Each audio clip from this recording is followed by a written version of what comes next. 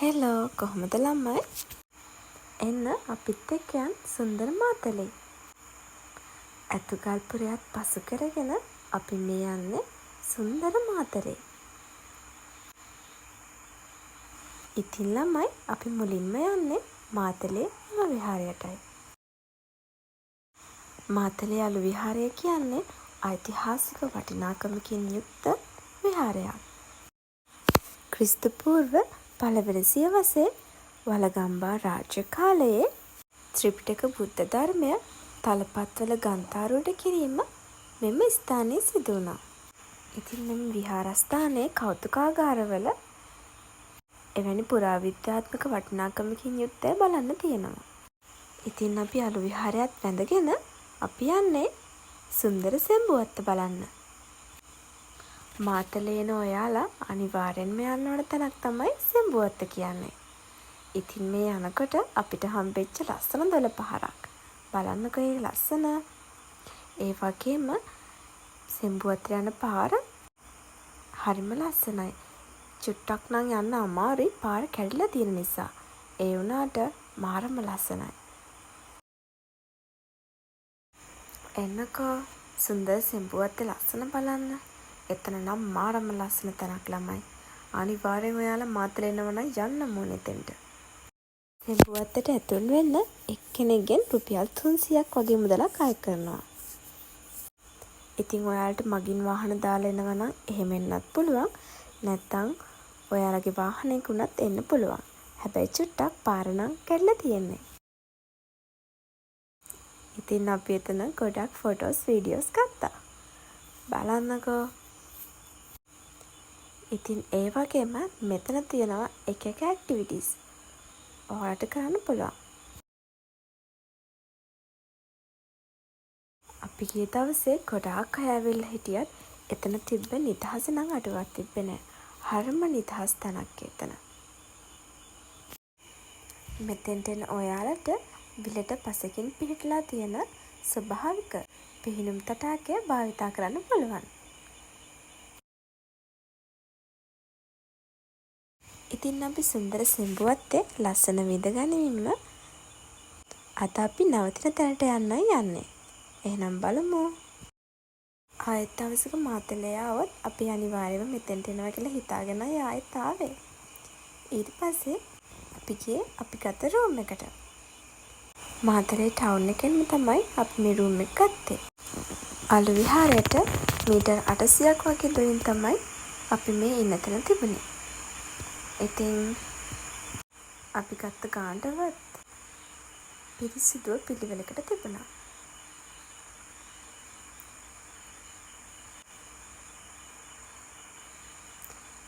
බැල්කනියට මාතලේ ලස්සන කඳු යාය අපිට පේන්න තියෙනවා. බලන්නකෝ. ඒ වගේම ඈතින් ප්‍රතිපිළිමයකුත් පේනවා. එතන නම් මම දන්නේ නැහැ. හැබැයි එතන ලස්සනයි. අපි එහෙම මෙදලා පහවදා අපි යන්න ගියා බම්බරකිරියල්ල බලන්න. රිවර්ස්ටන් යන ගමනේදී මුලින්ම හම්බෙන්නේ බම්බරකිරියල්ල. හරිම ලස්සන තැනක් ළමයි.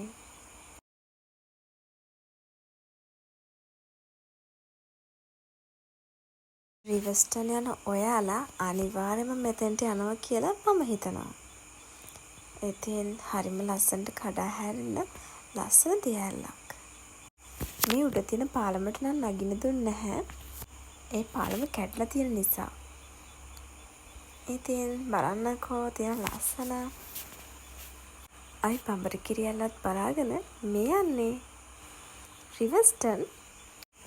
අපි ඇත්තටම රිවර්ස්ටන් යන්න හිතුවට අපිට හිතුණා ඊට කලින් පිටවල පතන ගිහිල්ලා එන්න ඕනි කියලා. මොකද රිවර්ස්ටන් වලට ඒ වෙලාවෙත් ගොඩාක් කට්ටිය ඇවිල්ලා හිටියා. ඉතින් මේ යන අතර මම ගත්ත ලස්සන වීඩියෝ ටිකක්. රිවර්ස්ටන් වලට යන පාර නම් පිස්සුවක්. ඇත්තටම මාරම ලස්සනයි. කොළ පාට ලස්සන ගස් වලින් පිරීලා ඇත්තටම හරිම ලස්සනයි. බලන්නකෝ මෙන්න මේ තැන. මෙතන පහ කරගෙන තමයි පිටවල පතන වලට යන්න ඕනේ. හරිම ලස්සනයි. එතන තිබ්බ සත්ත්ව එක එක සත්තුන්ගේ. ඒක නම් ළමයි ගිහිල්ලම බලන්න වෙනවා. එච්චරට ලස්සනයි. ඔන්න අපි ආවා පිටවල පතන. මෙතනත් මාරම ලස්සනයි ළමයි. චුට්ටක් අවුව තිබ්බා ඒ වුණාට හුළඟත් එක්ක ඒක තේරෙන්නේ නැහැ. මේ තැන තමයි මම මේ ප්ලේස් එකේ ආසම තැන. බලන්නකෝ. එතන මාරම ලස්සනයි. හැබැයි මම නම් එතනට ගියේ නෑ. මම නම් ගොඩක් බය වුණා. එතන හුළං ගොඩක් සැරයි. ඉතින් මේ පුංචි ලෝකාන්තය ලස්සන view එකක්. මෙහෙට ආවේ නික ලස්සනම ලස්සන මල් පඳුරු, කටු පඳුරු වගේ දේවල් දකින්න පුළුවන්. ඒ වගේම හැබැයි පුංචි පුංචි දියසීරා කීපයකුත් තිබුණා. අර ඈතින් පේන කඳ වැටිය හරිම ලස්සනයි. එතන බලන් ඉන්න හිතන ලස්සනක් ඇත්තටම තියෙනවා නැවතිලා.